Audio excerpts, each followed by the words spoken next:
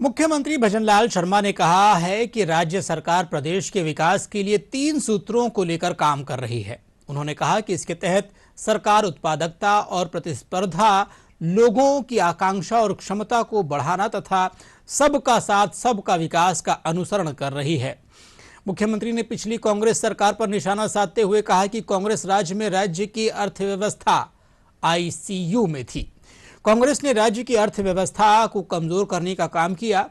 मुख्यमंत्री ने आज विधानसभा में राज्यपाल के अभिभाषण पर चर्चा का जवाब देते हुए कहा कि हमने जब सत्ता संभाली तो राज्य पर 5,79,781 करोड़ रुपए का कर्जा था, जो पंजाब के बाद सर्वाधिक था।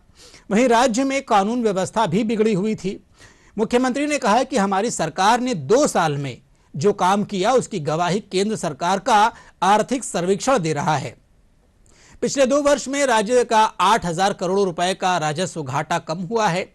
उन्होंने कहा कि कांग्रेस सरकार के 4 साल में केंद्र सरकार से 15,803 करोड़ रुपए पूंजीगत निवेश सहायता मिली, जबकि डबल इंजन की सरकार मिलते ही 2 साल में 19,000 करोड़ रुपए की पूंजीगत निवेश सहायता मिली है। इसका सीधा फायदा कृषि और उद्योग सहित सभी क्षेत्रों को मिल रहा है।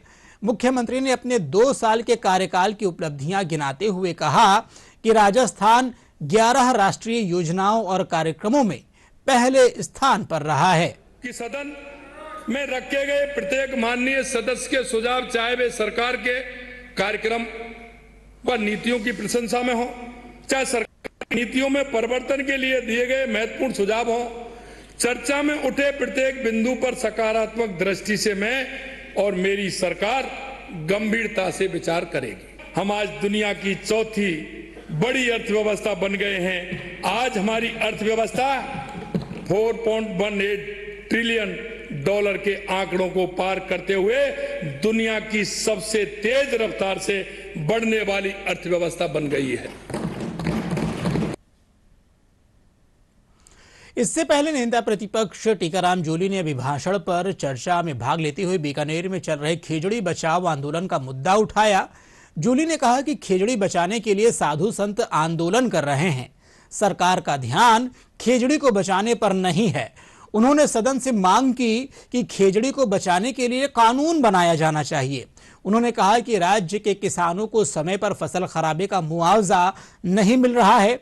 साथ ही उन्होंने ड्रग्स माफिया, शिक्षा विभाग में तबादलों और राज्य के बड़े शहरों में बढ़ते प्रदूषण का मामला भी कर रहे हैं उसको। और खेजड़ी तो खेजड़ी, छोटे मोटे पौधे घास तक भी पूरी साफ की जा रही है। ये हम किस ओर जा रहे हैं? जो ग्लोबल वार्मिंग की जो चेतावनी आई हुई है वो हमको समझनी पड़ेगी।